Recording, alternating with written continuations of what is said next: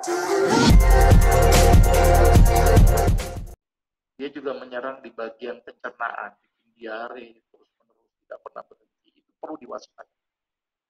Nah, yang menyebabkan, ya, nah ini saya yakin sudah dapat informasi semuanya lah tentang corona di media media sosial ataupun media-media televisi ya. Tapi gambarannya seperti itu. Nah, itu gambaran virus sedikit ya. Nah, ini penyebarannya. Jadi saya ingatkan lagi ya, hati-hati ini. Kita nggak tahu. Kita berpikiran mendingan orang lain tuh corona aja deh. Jadi kita hati-hati. Jadi kalau ada orang datang atau orang dekat, anggap dia corona. Jadi perhatikan itu ngobrolnya. Makanya itu penting pakai masker. Ya, saran saya sih masker yang bagus itu masker yang medis tuh, yang triple itu bisa menghambat sampai 90% ya. Karena kecil kan ukuran si virus. Tapi kalau yang kain-kain itu masih bisa masuk gitu. Biasa mungkin ngirit kali ya. Kalau kain kan bisa dicuci-cuci. Tapi lubang-lubang kain besar. Apalagi kalau kainnya itu kain yang lubangnya besar. Aduh, bisa masuk gitu. Air aja bisa masuk. Saran saya kalau mau ya agak boros sebenarnya sih yang model yang medis itu. Jadi satu hari ganti, satu hari ganti, satu hari ganti. Itu jauh lebih lebih apa ya, lebih aman gitu ya. Karena memang dia bisa menangkal sampai 90% virus.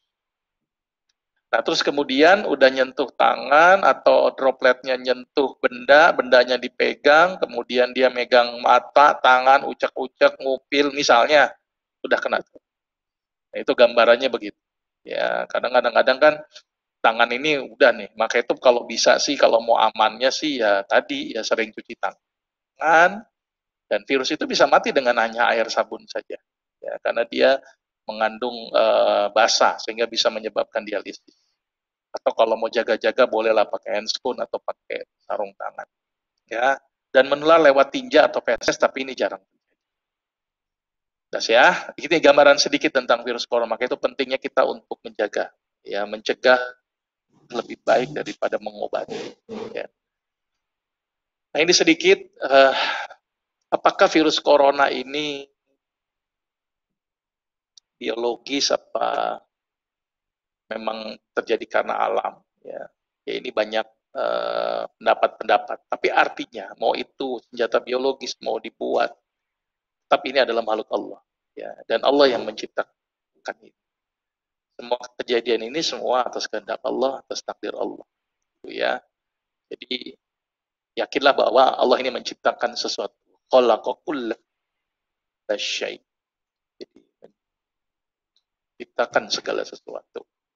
Ya, walau atau rekayasa virus, tetap ini semua bisa terjadi atas izin Allah.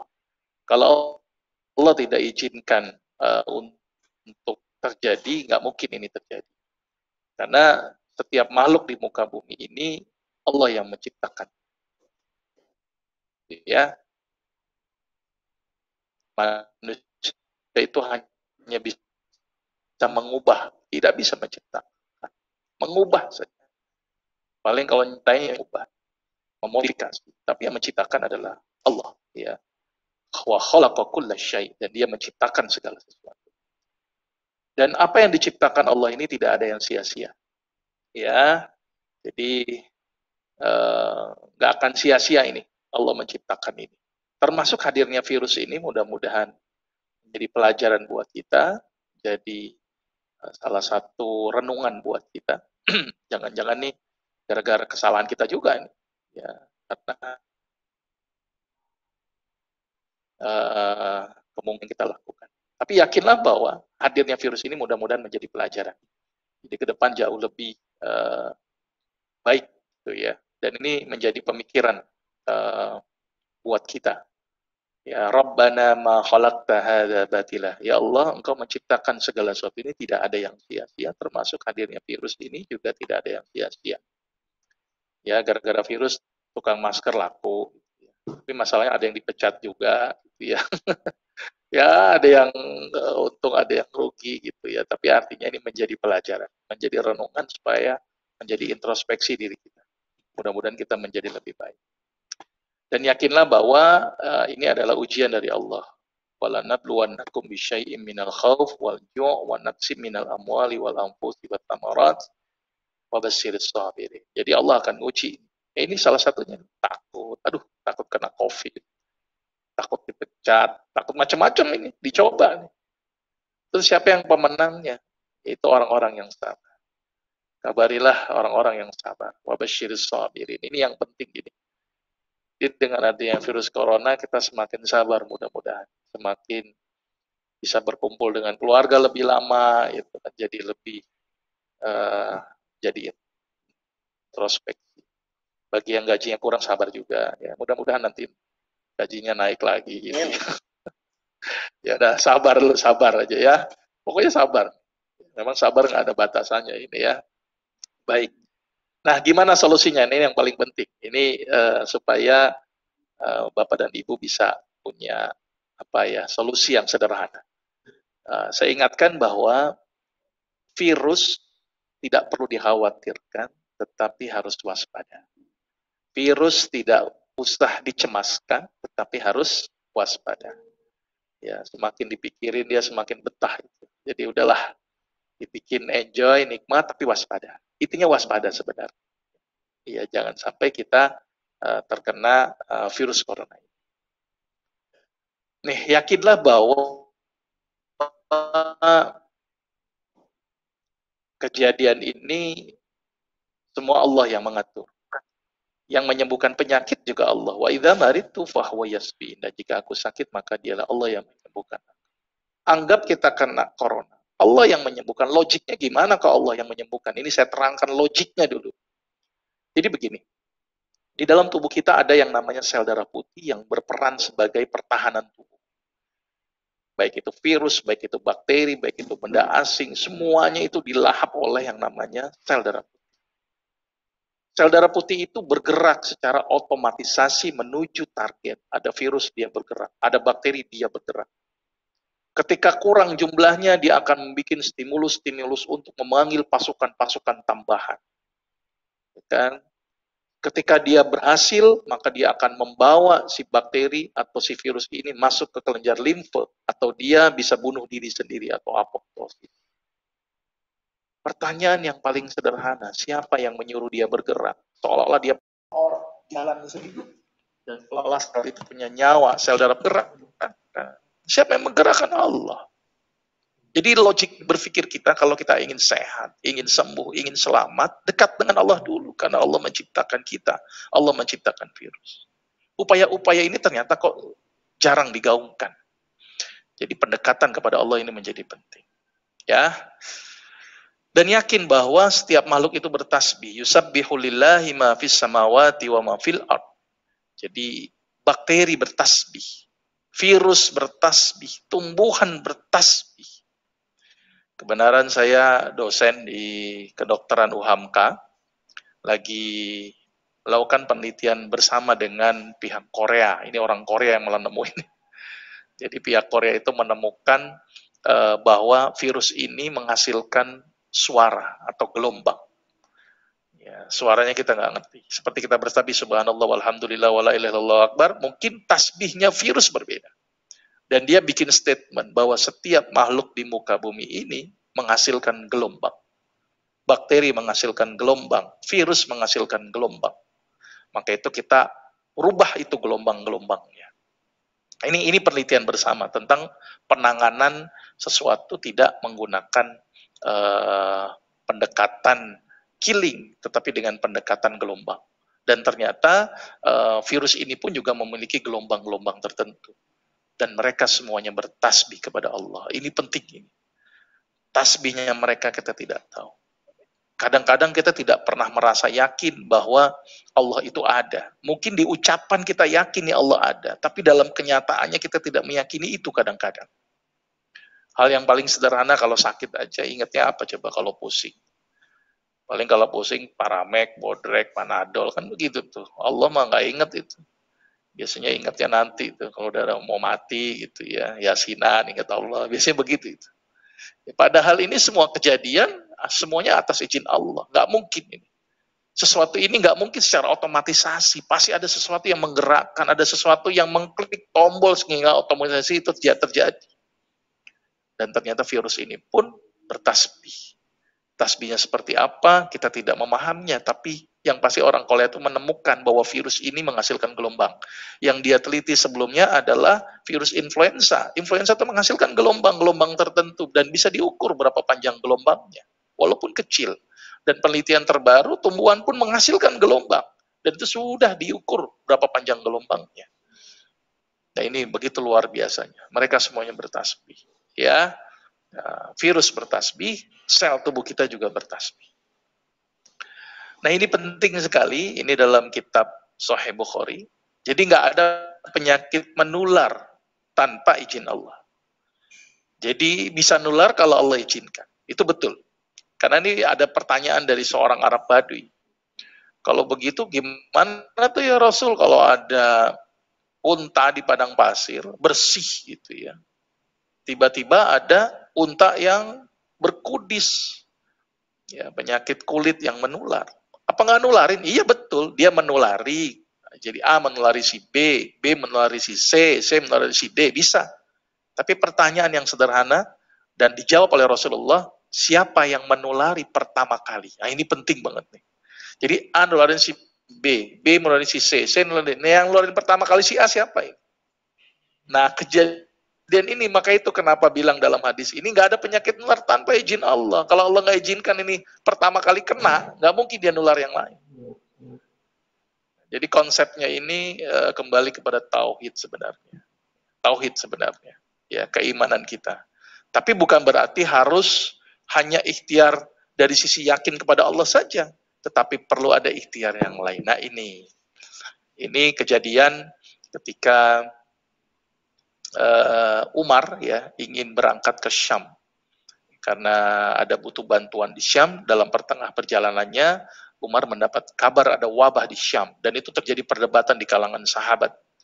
Ya bukan berarti seperti sekarang nih debat ini mau offline atau online. Nah ini kan debat ini itu juga tuh.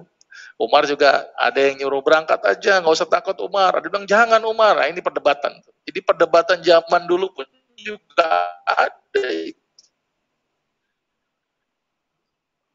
Mau pergi apa enggak?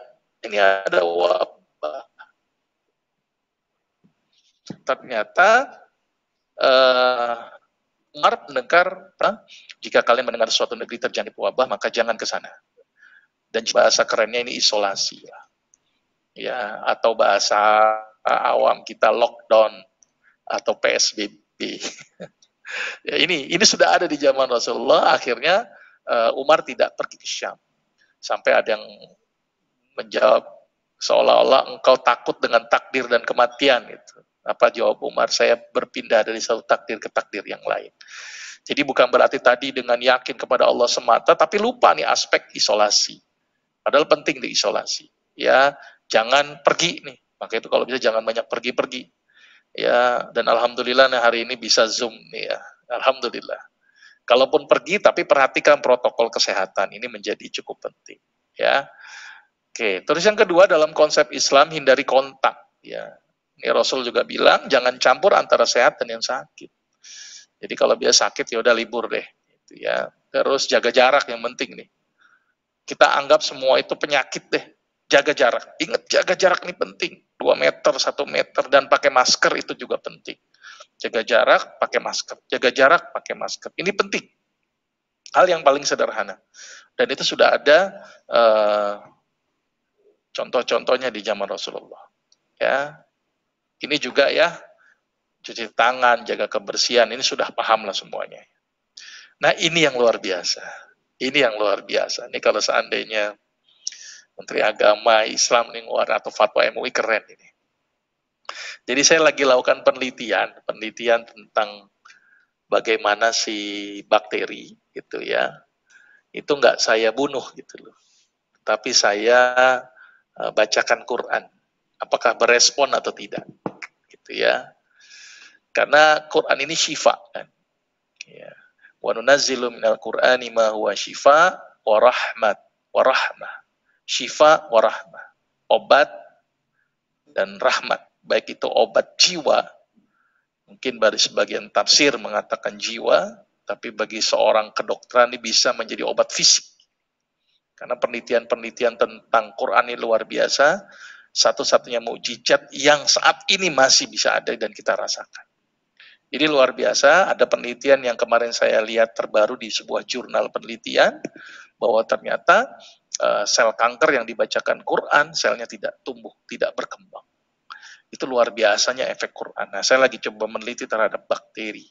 Jadi bakteri itu bahasa kerennya gini nih, bakteri itu sebenarnya makhluk Allah juga sebenarnya, nggak sebenarnya dia menjadi jahat itu gara-gara imun kita nggak siap. Sebenarnya dalam tubuh kita itu ada konsep makan memakan, ya konsep memakan memakan, ya bagaimana misalnya tikus dimakan ular, ular dimakan burung, itu kan rantai makanan. Sebenarnya bakteri itu, virus itu hadir supaya imun kita aktif, bisa makan nih, bisa makan. Tapi konsep medis, imun itu dimandulkan dengan cara apa? Bakteri dibunuh. Ya, dengan antibiotik otomatis ya, dibunuh. Sehingga bakterinya mati, penyakitnya hilang, tapi imunnya menjadi tidak aktif. Nah, konsepnya harus coba dirubah, bahwa ini adalah makhluk Allah, dan makhluk Allah ini juga bisa didialogkan. Saya terinspirasi dengan bagaimana Nabi Sulaiman berdialog dengan para binatang itu ya. Kok bisa dialog ya? Dengan semut, dengan burung. Hebat nih Nabi Sulaiman. Ini mukjizat. Tapi sebenarnya bisa kita pelajari. Bisakah kita berdialog dengan makhluk Allah lainnya? Bisa. Dengan satu kata. Ya, dan itu tauhid. Nah, ternyata ada penelitian efek Quran. Ini luar biasa ini. Saya tertarik dengan satu penelitian yang menurut saya perlu saya lanjutkan. Jadi ada penelitian yang dilakukan oleh Masaru Emoto, mungkin pernah mendengar ya Bapak dan Ibu sekalian, bahwa air yang dibacakan kata-kata yang baik, dia kata-kata yang baik. Ya, jadi bikin kata love, kemudian air itu dilihat dengan mikroskop elektron bentuknya seperti struktur heksagonal yang indah sekali.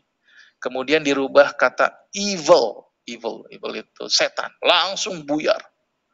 Jadi ternyata air itu berespon dengan jenis kata, bukan dengan kencangnya kata, bukan dengan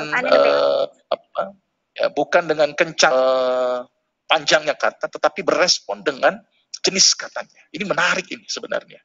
Dapat hadiah Nobel tahun 2004, cuman belum dilakukan penelitian lebih lanjut. Nah, sedangkan bakteri tersun atas air, sel tubuh kita tersun atas air. Apakah ini berespon ketika dibacakan Quran? Quran ini adalah kata-kata yang baik. Ini cukup menarik sebenarnya kalau dikaji lebih dalam gitu ya, bahwa jenis kata ini menentukan juga aspek struktur dari bentuk air itu sendiri. Nah, sama halnya dengan percobaan yang coba saya lakukan bagaimana respon bakteri. Jadi bakteri ini tidak kita bunuh ya, tapi diajak dialog, dan satu dialog yang membuat mereka menjadi tunduk, yaitu dengan Quran. Karena Quran ini adalah kalamullah, kata-katanya Allah. Berarti setiap makhluk pun harus tunduk dengan perkataan Allah. Cuman manusia aja nih ada yang tunduk, ada yang enggak. Ya, karena manusia ini egonya luar biasa ya. Sama Allah kok nggak tunduk, kebangetan. Nah ini, saya minta untuk mencegah virus seringlah baca Quran. Ya, mudah-mudahan virusnya tunduk juga ini. Saya punya pasien, beberapa pasien yang saya suruh baca Quran untuk pengobatannya. Salah satu pasien kanker, penyakit infeksi yang sulit sekali sembuh. Saya suruh itu sehari 2 juz, itu dibaca Quran. Jadi dalam waktu 15 hari itu khatam, gitu ya. Atau sebulan 2 kali khatam. Ya, ini ada obat ini, tapi dibaca ya. Bukan cuma dengerin kaset cetek gitu, nggak. Baca. Ini penelitiannya dibaca. Ini penelitian-penelitian tadi ada jurnal penelitian bahwa ternyata Quran recitation itu mampu menghambat pertumbuhan dari kanker prostat, tapi di sel lain. Ini jurnal penelitian yang sudah, dan ini baru dipublikasi tahun 2018, baru aja sebenarnya. Ini keren ini, ya. Puasa ini juga, ya, puasa itu meningkatkan imun. Ini penelitian tentang puasa, ini saya ambil tentang puasa Ramadan ya. Ini jurnal juga, jadi sudah ada penelitian ini, cuman nggak tahu kenapa nggak disebarluas Kan ini ya. Salat tahajud. Nah, ini keren sekali ini. Wa minal laili fatahajjat bihi nafilatan lak asa ayyab'asaka rabbuka maqaman mahmuda. Jadi penelitian tentang tahajud meningkatkan imun ini banyak sekali. Ya, ini jurnal-jurnalnya. Ya. Nah, ini juga penting konsumsi makanan yang halal dan baik. Ya ayuhan nas kulu mimma fil ardi halalan thayyiban. Halal dan baik. Jadi boleh jadi makanan halal tapi tidak baik. Contoh rumput halal tapi nggak baik untuk manusia, tapi baik untuk kambing. Gitu ya. Jadi perlu diperhatikan halal dan baik. Ya. Saran saya ketika pandemi seperti ini, batasilah makanan-makanan yang mensupresi imun. Apa? 5P. Saya ingatin 5P ini. Penyedap, pengawet, perasa, pewarna, pemanis sintetik. Tolong nih dihindarkan deh. Ini mensupresi imun. Perbanyaklah makanan-makanan yang meningkatkan imun. Apa salah satunya? Vitamin C, vitamin E. Apa itu? Jeruk, jambu biji. Ya, itu contoh sederhana yang meningkatkan tingginya vitamin C. Mahal dok, yaudah beli jeruk nipis peres ke air. Daripada beli vitamin C itu harganya mahal, mendingan jeruk nipis atau jeruk lemon itu tinggi vitamin C. Dok nggak mampu beli jeruk nipis kemahalan, ya udah orang meres jeruk nipis ambil aja tuh kulitnya. Ya kalau mahal juga itu ya potong kecil-kecil kemudian direndam dalam air minum airnya kalau mau itu ngirit banget tuh nggak bayar gitu ya. Tapi jeruk nipis bisa lah, guru Cordova masa nggak bisa beli jeruk nipis. Itu hal yang sederhana. Ya, baik gitu ya. Karena kalau tidak baik bisa berdampak buruk kepada kesehatan kita. Sama satu lagi nih, jangan punya pikiran stres, bahagia. Ini penting juga. Ternyata orang-orang yang stres menyebabkan imun kita menjadi turun. Jadi tingkatkan imun kita salah satu dengan berpikir baik, berpikir positif, tidak boleh stres. Oh, ternyata gaji dikurangin, alhamdulillah. Ya, jadi kreatif kita. Misalnya begitu. Jadi nggak usah stres lah, udah nikmati saja. Jadi kreatif. Saya lihat ini komunitas ibu-ibu rajin bikin makanan macam-macam. Nggak apa-apa. Itu jadi kreativitas wirausahanya muncul. Ya, imunnya juga bagus, berpikirnya selalu positif. Karena kalau negatif imunnya menjadi turun. Ya, konsumsi madu ini yang saya sarankan. Saya sudah bagi madu ya, ya itu dikonsumsi. Ya, pertama madu kemarin saya sudah sebarluaskan tuh ke semua guru. Mudah-mudahan dapat semua. Kalau nggak dapat ya udah bulan depan kemudian kasih madu lagi. Ya, ini penelitiannya banyak nih madu ini ya. Ini penelitian madu terhadap virus. Ini bahkan diteliti madu terhadap virus herpes zoster. Ya, walaupun corona belum tahu ya, belum dilakukan penelitian gitu ya, tapi saya meyakini virus ini luar biasa. Jadi dengan hal yang luar biasa juga yaitu dengan salah satunya madu. Ya. Habatus sauda, ini juga ada penelitian. Ya, habatus sauda mengobati semua penyakit kecuali kematian. Ya. Ini penelitian saja bahwa habatus sauda itu bersifat meningkatkan imun. Habatus sauda juga bagus juga untuk anti-inflamasi, anti peradangan. Ya. Nah ini gambaran sedikit atau Islam sudah mengajarkan bagaimana mencegah penyakit dengan meningkatkan respon imun. Imunnya ditingkatkan, kuman virusnya itu ditauhidkan bahasanya begitu, diingatkan lagi. Nah ini gambaran sedikit tentang bagaimana pandangan Islam ya tentang konsep pada saat pandemi seperti ini. Ya, mungkin ini gambaran sedikit yang bisa saya berikan, selebihnya kita dialog, diskusi. Nanti kalau lewat dari 30 menit saya nanti bosan nanti dengerin suara saya gitu ya. Baik, itu gambaran sedikit. Kalau mau bertanya bisa lewat chat, silakan. Atau kalau mau langsung lambaikan tangan, kemudian silakan di unmute gitu ya.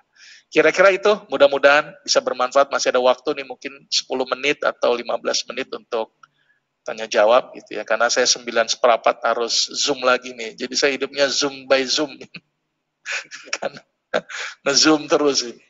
Baik gitu Pak Saiful, mungkin kalau ada yang ingin bertanya silakan atau komentar silakan. Akhiri assalamualaikum warahmatullahi wabarakatuh dan mohon maaf kalau ada kata-kata yang salah. Ya, waalaikumsalam warahmatullahi wabarakatuh. Alhamdulillah, jazakallah Ustaz Agus. Baik teman-teman semua, Dewan Guru yang berbahagia, tadi sudah disampaikan oleh Pak Dokter Ustaz Agus tentang asal corona, terus juga cara pencegahannya, dan menukil beberapa ayat Al-Quran juga hadis. Sepertinya sudah banyak yang tahu, cuman implementasinya atau kesehariannya nih Ustadz gitu ya. Dalam kesehariannya, keistiqomahannya dalam tadi Ustadz bilang jaga jarak, pakai masker gitu kan, cuci tangan, juga pola hidup sehat. Nah itu keistiqomahannya mudah-mudahan dari teman-teman semua juga lebih menjaga lagi. Silahkan mungkin ada yang bertanya, ini belum ada chattingan yang muncul, atau langsung saja silakan. Dari unit yang lain, Ustadz Al, Ustadz Bara, selamat datang. Siapa lagi dari unit-unit yang lain? Mohon maaf bila tidak menyebutkan. Ada Pak Irwan nih, silakan. Lagi sakit tapi tetap bisa bersua melalui Zoom. Mudah-mudahan cepat disembuhkan Allah Subhanahu Wa Taala ya Pak Irwan ya. Dan yang semua yang sedang kurang sehat juga mudah-mudahan Allah fit kembalikan badannya semua sehat. Insya Allah. Mungkin saat Rozi mungkin ada yang ingin disampaikan. Udah siap pakai baju pramuka itu, udah siap mau nyemprot disinfektan tuh Ustaz Agus. Iya, hari ini ada penyemprotan ya, benar. Iya. Harus disemprot ya, biar lebih bersih lagi. Iya. Ini juga di sini ada Bang Adon, ini ada security. Mana Bang Adon tadi saya lihat? Mungkin mau menyampaikan sesuatu. Silakan. Yuk teman-teman semuanya yang ingin bertanya, kesempatan kita ini untuk bertanya tentang kesehatan. Malu bertanya sesat di rumah. Berarti sudah paham semua Pak Rozi. Biasanya nanti pada WA pribadi itu biasanya tuh. WA pribadi. Oh, silakan Bu Nuni, silakan. Kalau mau bertanya, silakan. Silakan. Assalamualaikum warahmatullahi wabarakatuh. Waalaikumsalam. Ya, alhamdulillah pada kesempatan kali ini, masya Allah ya, materinya menambahkan pengetahuan kita akan corona ini sendiri.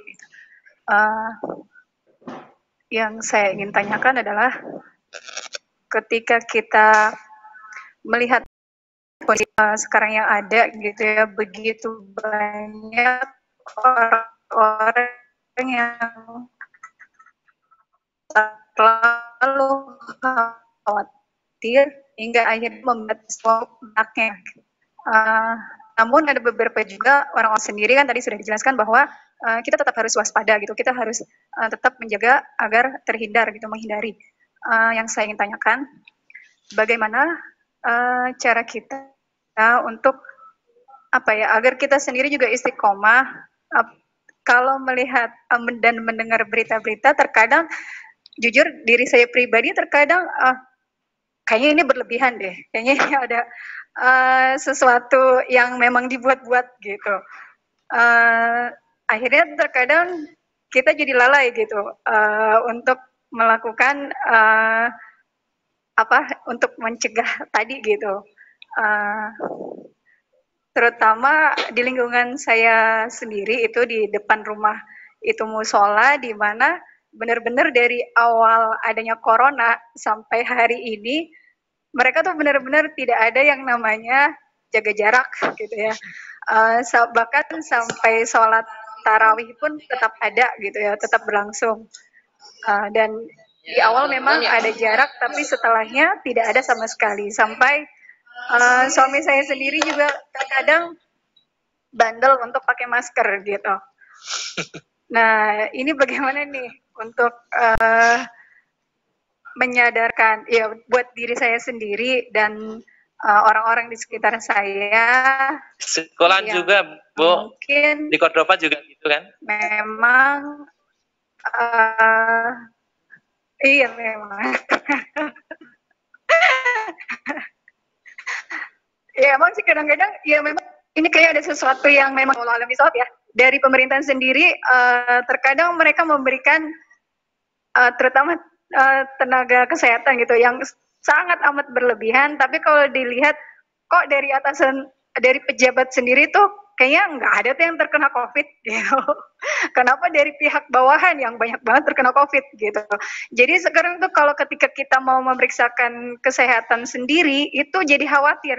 Enggak nanti yang ada kita cuma batuk, cuma ini akhirnya jatuhnya COVID nih langsung. Jadi itu kita juga jadi khawatir yang berlebihan untuk memeriksakan kesehatan kita sendiri gitu. Kalau untuk ke tempat-tempat kesehatan atau puskesmas atau rumah sakit seperti itu. Dan memang yang tadi yang harus digarisbawahi oleh kita semua adalah ruhiyah kita. Memang ruhiyah kita itulah yang harus kita perhatikan gitu, karena ketika ruhiyah kita sehat, maka insya Allah fisik kita pun akan sehat. Dari saya cukup sekian. Wassalamualaikum warahmatullahi wabarakatuh. Waalaikumsalam. Langsung saya komentari, gimana Pak Saiful? Saya komentari. Silakan. Baik Bu Nuni. Ya, jadi saya teringat sebuah kisah bagaimana seorang Arab Badui mengencingi masjid. Ya kan? Umar tuh marah-marah itu. Tapi apa jawab Rasulullah? Jangan Umar. Dia belum tahu. Kalau tahu juga nggak mungkin ngencingin masjid. Intinya apa Ibu? Ilmu. Maka itu salah satu acara hari ini adalah untuk memberikan ilmu tambahan buat kita. Supaya paham ya bahwa penyakit ini tidak perlu terlalu khawatir, tetapi harus waspada. Ini garis pentingnya ini. Tidak boleh terlalu khawatir, tetapi harus waspada. Apa beratnya sih cuman menjaga jarak, ya? Apa beratnya cuman pakai masker saja? Itu kan sesuatu yang tidak terlalu berat gitu ya buat saya. Tinggal nanti bikin peraturan-peraturannya gitu ya. Dari Pak Rozi atau dari kepala sekolah bikin aja peraturan-peraturannya supaya lebih diingatkan. Intinya sebenarnya sih kita harus diingatkan terus ya. Karena memang kita sering lupa, Bu. Selain dengan ilmu, tadi dengan ilmu dan memahami bagaimana penyebaran penyakit ini, dan otomatis juga dengan sering diingatkan. Diingatkan saja, Bu. Manusia itu kan tempatnya lalai, ya kan? Dan semua manusia ini juga rugi ya, kecuali orang yang beramal soleh dan bertakwa. Artinya sering diingatkan. Jadi Pak Rozi, ya Pak lain-lain, misalnya Bu Laili, Bu Fatima, ini harus sering ingetin terus ini. Ayo, ingetin. Nah ini juga sebagai salah satu cara untuk sering ingatkan.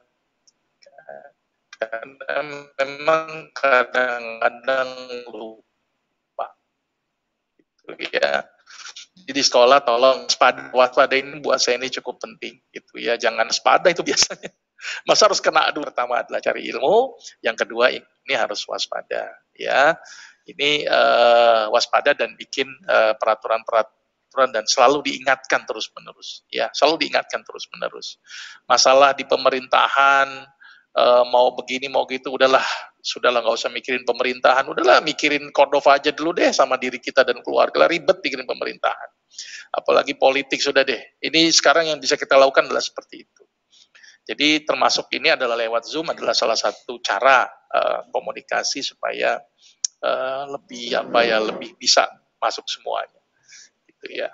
Kira-kira gitu Bu Nuni. Jadi ini salah satu cara ilmu ya, ingatkan. Karena kalau diingatkan nggak ada ilmu juga percuma di masyarakat kita. Jadi pentingnya sosialisasi. Ya harus ada itu ilmunya dulu supaya dia lebih paham. Kira-kira mudah-mudahan bisa menjawab Bu Nuni ya. Meskipun dengan suaminya tuh Ustadz ya, harus diingatkan juga Ustadz ya. Diingatkan kan boleh dengan cara-cara yang baik Bu, jangan diomel-omelin Bu. Ya. Ini ingat ini suaminya. Baik Ustadz, dua pertanyaan lagi Ustadz. Ayo, untuk dari Bu Laili bertanya, apakah puncak pandemi ini di September sampai Oktober ini, puncak pandeminya menurut dokter bagaimana kira-kira? Kayaknya kalau masyarakat kita masih bandel, puncaknya terus-terusan kayaknya. Nauzubillah. Ngeri banget Ustaz. Iya, karena masih bandel kan tadi, nganggap enteng gitu ya. Mudah-mudahan kita bukan orang yang bandel Ustaz. Cordova nggak bandel semua lah, udah dapat ilmu hari inilah. Tapi madunya itu tadi saya harus besar itu. Sudah saya kasih kan? Selanjutnya ya Ustaz, insya Allah saya sih hampir tiap hari minum madu di rumah. Ya, ini Ustaz, ada dua pertanyaan lagi dari Bu Korina. Kalau gejala awalnya dia tidak ada apa-apa, tidak batuk, tidak apa, tapi langsung sesak napas, itu kira-kira kemungkinan seperti itu gak corona? Biasa orok, kemudian demam. Umumnya itu, tidak nyaman di orok, kemudian demam, terus kemudian tadi makin batuk, kemudian makin sesak. Kalau langsung sesak saja perlu dipertimbangkan apakah ada asma, apakah ada jantung, itu perlu dipertimbangkan. Ya, biasanya si virus begitu. Tapi sekarang ini berita terbaru bahwa virus itu sudah mengalami mutasi. Mutasi udah berubah lagi nih. Jadi si virus itu ternyata cerdas gitu ya. Di sini kurang mati, bikin mati lagi supaya orang mati dibikin mutasi lagi. Luar biasa memang. jadi dahsyatnya di virus ini. Ini cerdas dia, bisa merubah diri dia. Ya, ternyata virus lebih cerdas dari manusia ini. Manusia nggak bisa berubah, tapi virus saja bisa berubah. Maka itu guru-guru mudah-mudahan berubah juga nih, minimal berubah pola hidup kita, berubah pola pandang kita nih untuk COVID. Kira-kira begitu Pak Saiful. Ya, lanjut pertanyaannya untuk sel darah putih, Ustaz. Cara tahu sel darah putih bagus bagaimana dan supaya darah putih kita bagus bagaimana? Itu kan tadi Ustaz bilang menyampaikan kalau darah putih kan menjadi faktor imun kita ya. Gitu. Itu yang saya bilang, bahwa sel darah putih itu nggak bisa kita suruh. Sel darah putih gerak dong, nggak bisa. Ya. Jangankan nyuruh gerak, nyuruh jantung berhenti aja nggak bisa. Coba dia, Bapak Ibu coba berhentiin tuh jantung semenit aja deh, nggak bisa itu. Jangan. Apalagi nyuruh imun bergerak, ayo imun bergerak. Nah inilah hubungannya dengan Allah. Sulit tuh, ada orang yang sudah makan multivitamin bagaimanapun juga, gitu kan. Ternyata juga nggak bisa tercegah juga. Jangankan itulah Pak, jangankan masyarakat awam, dokter deh. Orang yang sudah paham penyakit, sudah paham sterilisasi, sudah paham menjaga diri, tapi kenapa banyak yang mati, Pak? Ini sederhana ini sebenarnya. Karena ternyata paparan yang berlebihan dan imun yang menurun karena overload kerja menyebabkan virus itu bisa berkembang. Jadi imun ini tidak bisa kita kontrol. Dan kita juga tidak bisa tahu nih, imun kita sekarang lagi aktif apa enggak. Tapi kalau kondisi-kondisi seperti nggak enak badan, meriang, atau tidak fit, nah itu salah satu tanda imun kita lagi menurun. Jadi saran saya kalau sudah mulai nggak fit, tidak enak badan, ya udah istirahat, ya terus kemudian dikasih suplemen-suplemen yang meningkatkan imun, gitu kan. Terus jangan stres. Kira-kira begitu. Pak Saiful, mudah-mudahan bisa jawab nih. Ya, untuk ini hasilnya reaktif gitu kan. Meskipun reaktif itu kemungkinan kan bukan karena COVID atau apa. Karena di lingkungan saya juga waktu di RSUD itu reaktif, ternyata ketika swab PCR ternyata negatif gitu Ustaz. Nah ini untuk mengetahui awal biar kita tahu itu benar-benar corona gitu, seperti apa Ustaz? Iya, tadi yang sudah saya sampaikan gejala-gejalanya yang sederhana itu. Demam, sakit tenggorok, itu yang paling sederhana. Itu perlu curiga saja dulu. Curiga bisa juga radang tenggorok. Jadi hasil validnya itu dengan PCR. Ya, walaupun ini juga masih dalam perdebatan, karena bisa jadi komponen virus yang lain atau mutasi virus ini juga masih perdebatan. Tapi kalau hanya rapid test itu baru hanya kecurigaan di awal bahwa dia mungkin ada sesuatu saja, tapi belum tentu itu COVID. Jadi salah satu diagnosis yang saat ini masih kita akui adalah dengan PCR atau swab tadi, uji swab untuk mengetahui. Mahal Ustaz. Tapi mahal, maka itu udah anggap aja gini, anggap aja kita terkena virus, udah gitu aja. Gitu anggap. Ya? Jadi tingkatkan imun aja terus. Ya kan? Itu yang paling bagus tadi, baca Quran, sholat tahajud, konsumsi madu, konsumsi habatus sauda, terus banyak berzikir, ikhlas, jangan stres, udah itu obat yang paling bagus. Makan vitamin C. Jadi tadi jeruk nipis tuh dibawa aja lah kemana-mana, peras jeruk nipis kan murah. Sebelahnya meras jeruk nipis, sebelahnya ngambil kulitnya, rendam kan, kalau yang irit ngambil kulitnya aja. Ya, misalnya kalau kepepet nggak punya duit gitu kan, itu yang paling sederhana yang bisa kita lakukan. Ya sama saya kasih madu itu biar cukup itu, biar pada sehat semuanya gitu ya. Nanti berapa 2 bulan lagi saya kasih madu lagi gitu kan, biar bagus gitu loh untuk imunnya. Tapi yang paling sederhana vitamin C yang paling mudah gitu ya, meningkatkan respon imun. Tapi bagaimanapun vitamin C yang kuat dan banyak, kalau pikiran kita nggak sehat, ya percuma juga. Kira-kira begitu Pak Saiful. Satu lagi Ustaz, dari Ustaz Abdurrahman menyampaikan pertanyaan, bagaimana orang yang terkena virus jika ia rajin baca atau zikir atau baca Quran? Apakah virus itu hanya menenangkan dia atau benar-benar bisa mematikan virus itu, Ustaz? Iya, tadi saya bilang tidak hanya vertikal, tapi aspek horizontal. Ya, ini penting banget ini. Vertikalnya dia bagus, tapi nggak jaga jarak, ya kena juga. Jadi gini tadi, hubungan Allah itu menjadi penting juga. Ya, tapi Allah juga bikin sunatullahnya. Sunatullahnya jangan dilanggar ini. Ya, rajin ibadah tetapi tadi nggak pakai masker gitu kan, stres berlebihan, ya gampang kena. Secara sunatullah virus akan menyerang itu. Jadi aspek horizontal itu menjadi penting juga ketimbang dengan aspek vertikal. Nah, kalau seandainya dia kan ada istilahnya orang tanpa gejala, ya kan? Mungkin virusnya sudah ada karena imunnya bagus, tadi tidak menimbulkan gejala. Ada yang seperti itu. Apakah virusnya bisa mati atau tidak? Wallahu alam. Bisa jadi dia mati, bisa jadi dia dormant, atau mungkin dia bisa terkena lagi. Ini banyak aspek. Tapi artinya aspek horizontal dan aspek vertikal harus kita lakukan. Maka itu kenapa tadi saya bilang kan ada aspek ngaji, baca Quran, tahajud. Tapi ada horizontalnya, minum madu, jaga jarak, face shield, ya, atau masker. Itu menjadi hal yang cukup penting juga. Jangan satu saja. Karena Islam ini kan agama yang kafah ya, menyeluruh dan melingkupi tidak hanya aspek-aspek vertikal saja, tapi juga aspek-aspek yang bersifat horizontal. Makanya tadi saya menyampaikan kan, tidak hanya ibadah, tetapi ada action-actionnya, jaga jarak. Ini perintah ini juga ini. Ya di dalam hadis disebutkan, gitu kan. Jadi physical distancing, social distancing, itu adalah cara-caranya berapa jarak yang paling ideal. Kira-kira begitu Pak Saiful. Ya, ini Ustaz, ini berkaitan dengan anak didik kita atau anak-anak kita juga di rumah. Saya kan di rumah ada vitamin C gini Ustaz ya. Ya. Ini boleh dikonsumsi setiap hari kah oleh anak kita atau harus orang dewasa? Iya, boleh tapi dosisnya saja. Dosis. Ya. Nah, nanti itu berapa miligram itu? Ya, 50 miligram. 50 miligram. 50 anak Bapak umur berapa? 12. Oh, udah dewasa itu Pak. Ikuti petunjuk kalau dewasa.